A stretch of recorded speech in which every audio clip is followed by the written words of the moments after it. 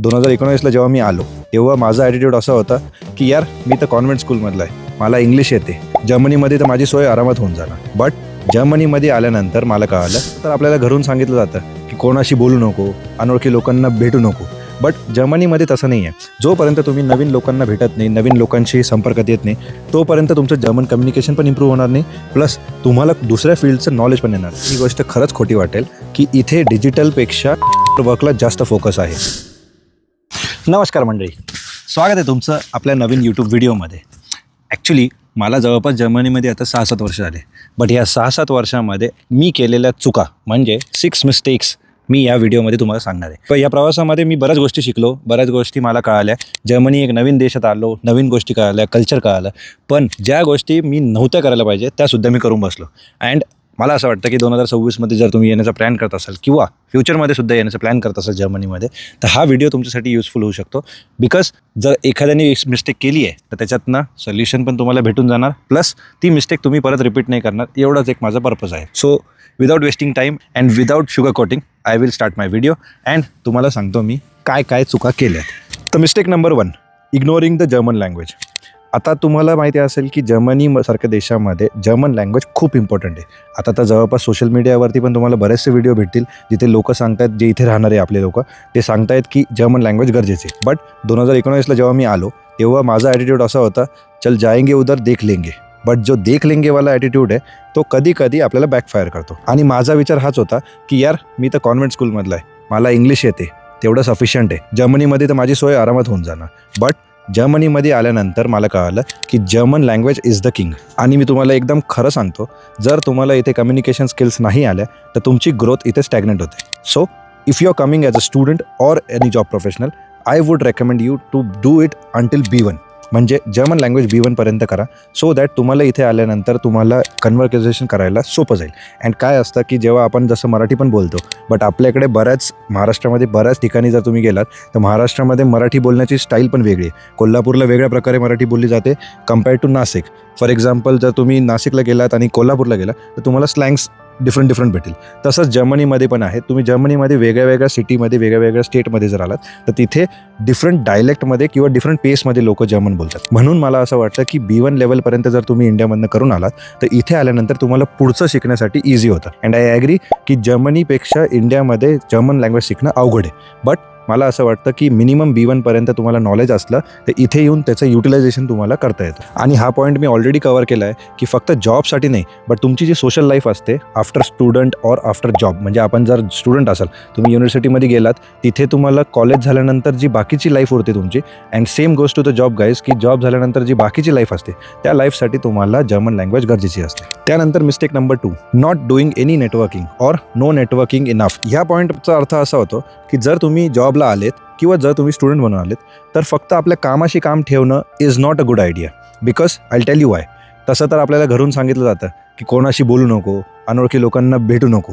But जर्मनीमध्ये तसं नाही आहे. जोपर्यंत तुम्ही नवीन लोकांना भेटत नाही, नवीन लोकांशी संपर्कात येत नाही, तोपर्यंत तुमचं जर्मन कम्युनिकेशन पण इम्प्रूव्ह होणार नाही, प्लस तुम्हाला दुसऱ्या फील्डचं नॉलेज पण येणार नाही. आणि जर माझं ऐकाल तर जर्मनीमध्ये रेफरल स्कीम खूप चालते. म्हणजे जर तुम्हाला एखाद्या कंपनीमध्ये जॉब पाहिजे असेल किंवा एखादा पार्ट टाईम पाहिजे असेल, वर्क स्टुडंट असेल, कोणी पण, स्टुडंट असो जॉब प्रोफेशनल असो, रेफरल्स काम करतात. सो हे रेफरल्स कसे यूज होतात ते पण नेटवर्किंगमुळेच तुम्हाला भेटतात. अँड जसं जसं तुम्ही लोकांच्या नजरेमध्ये असतात किंवा व्हिजिबल राहतात तसं तसं तुम्हाला चान्सेस वाढतात जॉबचे, किंवा तुमचे पर्सनल गोष्टी पण तुम्हाला सॉल्व्ह करायच्या असतील तर networking is the best thing to do. And आता बऱ्याचपैकी लोकांचा माझा प्रश्न होता की नेटवर्किंग कसं करायचं, बिकॉज मी तर कोणाला ओळखत नाही, मी कसं काय करू. तर आपले इंडियन लोक जेव्हा पण कुठल्या सिटीमध्ये किंवा कुठल्या स्टेटमध्ये येतात त्या सिटीचा एक इंडियन्सचा ग्रुप असतो. ट्राय करा की त्या इंडियन्सच्या ग्रुपला कनेक्ट करायचं. सेकंड थिंग, जर कुठला सोशल इव्हेंट असेल कुठलाही, म्हणजे जर्मनचं असेल किंवा आपलं इंडियाचं असेल किंवा कुठलाही का असेल, त्याच्यामध्ये जाण्याचा ट्राय करा. सो दॅट तुम्हाला तिथे गेल्यानंतर नवीन लोक भेटतील, नवीन फ्रेंड्स भेटतील, अँड त्या फ्रेंड्सबरोबर तुम्ही कॉन्टॅक्ट करून, कम्युनिकेशन करून एक फ्रेंडशिप ग्रो करू शकता. अँड तसंच तुमचं नेटवर्किंग इम्प्रूव्ह होतं. So point is networking is the key. जर्मनीमध्ये डॉक्युमेंटेशनला खूप व्हॅल्यू आहे. मला असं वाटायचं की ऑनलाईन जमाना आहे, आता डॉक्युमेंटेशनला कोण व्हॅल्यू देणार. बट जर्मनीमध्ये असं नाही आहे. जेव्हा इनिशियल डेजमध्ये माझा विजाच्या वेळेस पेपर वर्कमुळे प्रॉब्लेम झाला होता, तेव्हा मला कळालं की नीट डॉक्युमेंटेशन करणं किती गरजेचं आहे. आणि तुम्हाला ही गोष्ट खरंच खोटी वाटेल की इथे डिजिटलपेक्षा पेपर वर्कला जास्त फोकस आहे. अँड याचं एक्झाम्पल द्यायचं झालं, आज सुद्धा जर इथे कुठली गोष्ट तुम्हाला पाठवायची असेल तर बँक विल प्रिफर की तुम्हाला पोस्टाने एखादी गोष्ट पाठवली जाईल, ना की ऑनलाईन एखादा मेल करून तुम्हाला ते डॉक्युमेंट पाठवतील. Because they believe in data privacy and त्यांना असं वाटतं की डिजिटलपेक्षा paper work is more efficient. मंडळी, जर तुम्ही हा व्हिडिओ इथपर्यंत बघितला असेल त्याचा अर्थ एकच की तुम्ही जर्मनीबद्दल सिरियस आहात, मग ते स्टडी असो किंवा मग जॉबसाठी. सो तुम्ही पण त्या लोकांमधनं असाल तर लेट्स ग्रो टुगेदर. तुम्हाला माहिती आहे का नेमका प्रॉब्लेम काय आहे? जर्मनीबद्दल आपण सोशल मीडियावरती भरपूर साऱ्या गोष्टी बघतो. इंस्टाग्राम रील्स बघून तर प्रत्येकाला वाटतं की आपण जर्मनीला लगेच जायला हवं, but real information and ground reality कोणीच देत नाही. बिकॉज इंस्टाग्राम मध्ये आपल्याला फक्त पॉझिटिव्ह साईड दिसते, पण जर्मनीमध्ये होणारा स्ट्रगल, प्लॅनिंग, मिस्टेक्स याबद्दल काहीच कोणी बोलत नाही. म्हणूनच मी चालू केलंय एक 1-on-1 कॉल सर्व्हिस टॉपमेटची. आता तुम्हाला हा प्रश्न पडला असेल की मी ही सर्व्हिस का स्टार्ट केली आहे, तर मी इथे जर्मनीमध्ये मागच्या 6 वर्षापासून जॉब करतोय अँड मला आता जवळपास 11 इयर्स ऑफ इंडस्ट्रियल एक्सपिरियन्स आहे. आणि ज्या मिस्टेक मी इथे जर्मनीमध्ये ऑलरेडी करून बसलोय ते तुम्ही रिपीट नको करावा, म्हणूनच मी ही सर्व्हिस सुरू केली. तर या सर्व्हिस मध्ये 2 ऑप्शन आहेत. एक तर तुम्ही मला डीएम करू शकता किंवा माझ्याबरोबर 1-on-1 कॉल पण घेऊ शकता. आणि हो, ही पेड सर्व्हिस आहे, बट याचा फायदा एवढाच आहे की तुमचा टाइम वाचतो, quickly you get your answers आणि नंतर होणारं फ्रस्ट्रेशन पण तुम्हाला टाळता येतं. सो जर जर्मनीबद्दल तुम्हाला क्लॅरिटी अँड ग्राउंड रियालिटी पाहिजे असेल तर डिस्क्रिप्शन मध्ये मी टॉपमेटची लिंक दिली आहे. तुम्हाला करायचं एवढंच आहे की टॉपमेटवर जाऊन कॉल शेड्यूल करायचं आहे अँड डिरेक्टली माझ्यासोबत बोलायचंय. याच्यामध्ये जर्मनी अनफिल्टर्ड म्हणजे फक्त रिअल गायडन्स. गणपती बाप्पा मोरी. त्यानंतर येते मिस्टेक नंबर 4. मिस्टेक नंबर 4 म्हणजे not understanding the tax system. Tax system न समजणं म्हणजे काय की जर तुम्हाला tax system 1 and tax system 3 हे मध्ये जर कन्फ्युजन झालं तर खूप सारा प्रॉब्लेम होऊ शकतो. जर तुम्ही टॅक्स क्लास चुकीचा निवडला अँड तुम्ही जर टॅक्स क्लास 1 मध्ये रजिस्टर झालात इन्स्टेड ऑफ टॅक्स क्लास 3 किंवा vice versa, then you might have to face a lot of problem. Because काय होतं की टॅक्स क्लास 3 आहे मॅरिडचा अँड टॅक्स क्लास 1 आहे सिंगलचा, but you have to explicitly mention to your HR की मी married आहे किंवा मी नॉन मॅरिड आहे म्हणजे सिंगल आहे. बिकॉज माझ्या केसमध्ये असं झालं होतं की मी मॅरिड होतो but HR had inform the income tax office की मी सिंगल आहे अँड त्यामुळे मला सिंगलचा टॅक्स पे करावं लागतं which is 40%.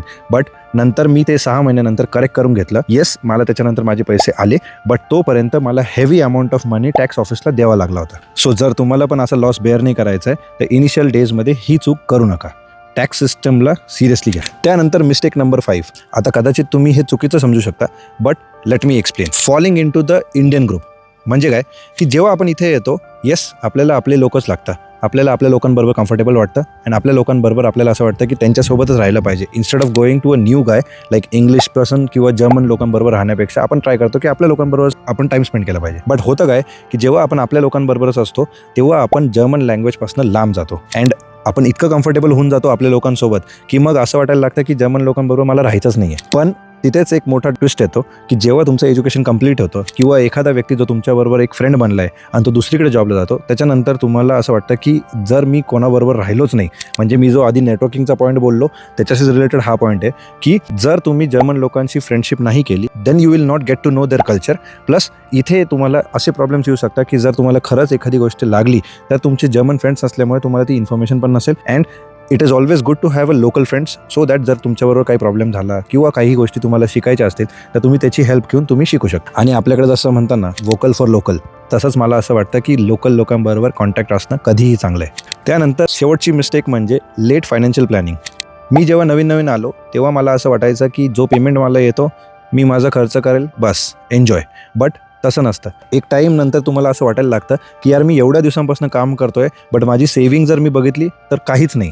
So I would say की जेव्हा तुम्ही इथे येतात 80-20 पॅटर्न तुम्ही फॉलो करू शकता. मी 80-20 पॅटर्न फॉलो करतो, म्हणजे 20% मी माझं सेव्हिंग करतो, 80% मी माझे इथले एक्सपेन्सेस प्लस मला जे काही गोष्टी घ्यायच्या आहे, जसं मला गाडी घ्यायची आहे किंवा मला काहीतरी नवीन करायचं आहे, ट्रॅव्हल करायचं आहे, what ever I manage that in 80%. म्हणजे मी असं ॲज्युम करतो की मला 80%च पेमेंट आहे आणि त्यातच मला माझा मंथली खर्च घालवायचा आहे. 20% I keep it in savings so that 20% save झाल्यानंतर जेव्हा तुम्ही जास्त वर्ष इथे राहता तेव्हा ती अमाऊंट आपोआप हळूहळू वाढत चालते. अँड असं कोणाबरोबर व्हायला नको, बट जेव्हा तुमच्याबरोबर काही क्रायसिस होता and if you have to leave the country then हीच अमाऊंट तुम्हाला पुढे जाऊन यूज करता येते. तर ह्या होता भाई लोक माझ्याकडनं झालेल्या 6 मिस्टेक्स अँड आय थिंक ह्या मिस्टेक्स तुम्ही ना करावा म्हणून मी हा व्हिडिओ बनवला होता. मला कमेंट सेक्शनमध्ये हे नक्की सांगा की तुम्हाला कुठली चूक खूप मोठी वाटली. आणि हो, in case if you are planning to come to Germany और have any doubt about Germany, then we can connect on Topmate. टॉपमेटबद्दल मी आधीच इन्फॉर्मेशन दिली आहे. टॉपमेटची लिंक मी डिस्क्रिप्शनमध्ये देईल. तुम्हाला जर काही डाऊट असतील तर we can connect one on a call and clear your doubts, because the goal is to keep growing. And मला असं वाटतं की एकमेकांची हेल्प करून आपण नक्की ग्रो करू शकतो. भेटूया आपण पुढच्या व्हिडिओमध्ये. तोपर्यंत आय वुड से काळजी घ्या अँड जय महाराष्ट्र.